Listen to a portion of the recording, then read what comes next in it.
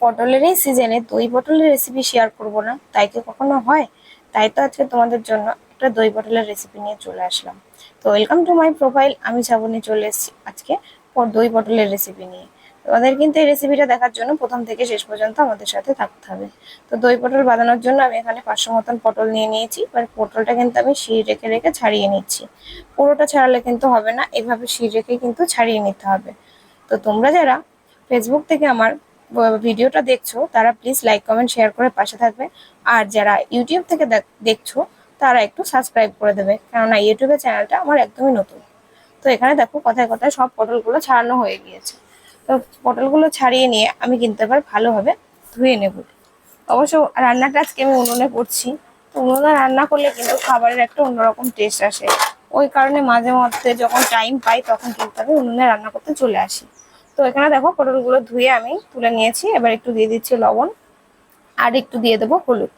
লবণ আর হলুদটা দিয়ে মাখিয়ে কিন্তু 10 মিনিট মতন পটলটা এখানে রেখে দিতে হবে। তো যেটা বলছিলাম যে উনুনে রান্না করলে কিন্তু খাবারের স্বাদটা কিন্তু অন্যরকমই হয়, সেটা প্রত্যেকেই জানো। তো বেশিরভাগ দিনই আমার উনুনে রান্না করা হয় না। তো এক আধ দিন যখন টাইম পাই তখন কিন্তু আমি চলে আসি উনুনে রান্না করতে। তো তোমরা কারা কারা আমার মতন উনুনে রান্না করো তারা প্লিজ একটু কমেন্ট বক্সে জানিও। তো এখানে দেখো মাখিয়ে রেখে দিলাম। এখানে দেখো উনুনে কড়াই বসিয়ে দিয়েছি, আর উনুনটা আমি নিজে বানিয়েছি।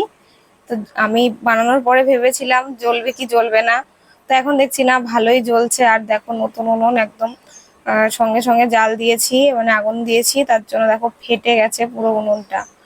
তো কড়াইয়ে তেল দিয়ে দিলাম, তেলটা গরম হলে আমি এবার এর মধ্যে কিন্তু পটলগুলোকে ভালোভাবে ভেজে নেব। তো তোমরা চাইলে এখানে আর্ধেক আর্ধেক করে কিন্তু পটল ভেজে নিতে পারো। তো আমি একবারেই সব পটলগুলো ভাজবো তার যাতে তাড়াতাড়ি হয়ে যায়। তারপর দেখো পটলগুলো আমি দিয়ে এবার নাড়াচাড়া করে ভেজে নেব।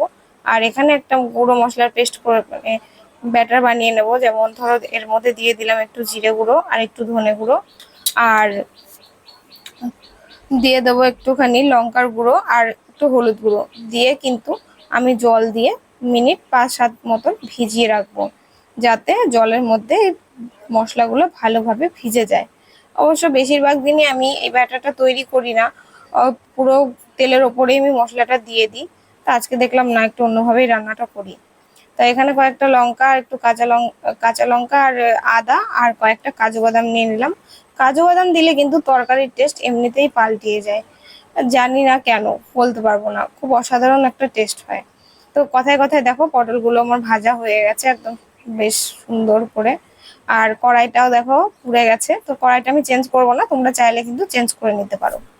তো এখানে আমি ফোড়নে দিয়ে দিচ্ছি তেজপাতা আর একটু গরম মশলা। তেজপাতা আর গরম মশলা দেওয়ার পর আমি এর মধ্যে দিয়ে দেবো যেই কাঁচা লঙ্কা আদার যেই পেস্ট করে নিয়েছিলাম কাজু বাদামের, সেই পেস্টটা দিয়ে কিন্তু আমি একটু নাড়াচাড়া করে এবার কষিয়ে নেব। এখানে কিন্তু একটু ভালো করে কষিয়ে নিতে হবে, নাহলে কিন্তু কাঁচা আদা বা কাঁচা লঙ্কার একটা কাঁচা কাঁচা গন্ধ আসবে বা স্মেল আসে, তার জন্য। তো এখানে আমি আস্তে আস্তে করে কিন্তু কষিয়ে নিচ্ছি, যতক্ষণ না ঠিকভাবে কষা হবে ততক্ষণ কিন্তু এভাবে নাড়াচাড়া করতে হবে। তো দেখো কষানো প্রায় হয়ে এসেছে, তেল ছেড়ে দিয়েছে। তো আর একটা কথা বলি, তোমরা কিন্তু পারলে অবশ্যই সর্ষের তেল দিয়ে রান্নাটা করার চেষ্টা করবে। আমি কিন্তু এখানে সাদা তেলটাই দিয়েছি, আমাদের বাড়িতে সাদা তেলটাই খাওয়া হয় বেশিরভাগ, তাই সাদা তেল দিয়েই রান্না হচ্ছে। তার এবার আমি এর মধ্যে দিয়ে দিলাম ফ্যাটানো দইটা। দইটা আমি বেশিক্ষণ ফেটাতে পারিনি, টাইম পাইনি, ওর জন্য মানে কোনো রকমে ফেটিয়ে আমি দিয়ে দিয়েছি। তো দইটা একটু ভালো করে ফেটিয়ে নিলে তরকারির স্বাদটা কিন্তু দই পটলের স্বাদটা কিন্তু অনেকটাই ভালো হয়। আর আমি দিয়ে দিচ্ছি পরিমাণ মতন লবণ। লবণ যেহেতু পটলের গায়ে মাখানো ছিল, সেহেতু অল্প করে আমি লবণ দেবো। তো লবণটা দেওয়ার পর আমি আবার ভালোভাবে খানিকক্ষণ নেড়ে চেড়ে কষিয়ে নেবো। কষিয়ে নেওয়ার পর যেই ব্যাটারটা আমি মশলার গোলাটা বানিয়ে রেখেছিলাম সেটা কিন্তু আমি এবার ওর মধ্যে দইয়ের মধ্যে মশলার মধ্যে দিয়ে দিলাম।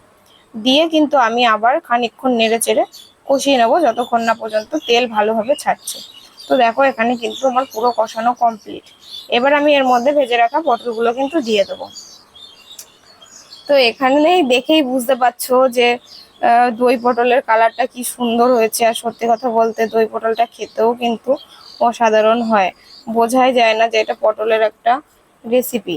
তার জন্য ভাবলাম চলো তোমাদের সাথে শেয়ার করেই ফেলি পটলের এই রেসিপিটা। তো এবার দেখো কষিয়ে নিলাম, কষিয়ে নিয়ে একটু জল দিয়ে দিলাম। অনেকে আবার কি করে জলটা দিয়ে ফুটানোর পরে কিন্তু পটলটা দেয়। তো আমি একটু অন্যভাবে করলাম। তো দেখো আমার এখানে দই পটল কমপ্লিট রান্না করা, আর আমি অনেকটা ঝোল করিনি, গ্রেভিটা শুকনো শুকনোই রেখেছি আমি। আমার ডাল করা হয়েছে, ওর জন্য আমি দেখছি না অতটা ঝোল লাগবে না। তো তোমরা বাড়িতে একবার ট্রাই করে দেখো, এইভাবেও কিন্তু পটলের রেসিপিটা অসাধারণ হয় খেতে। আর আমি তো সত্যিই ভাবিনি যে এত সুস্বাদু হবে। পুরো ভিডিওটা দেখার জন্য ধন্যবাদ। আজকে এ পর্যন্তই, আবার দেখা হবে অন্য ভিডিওতে।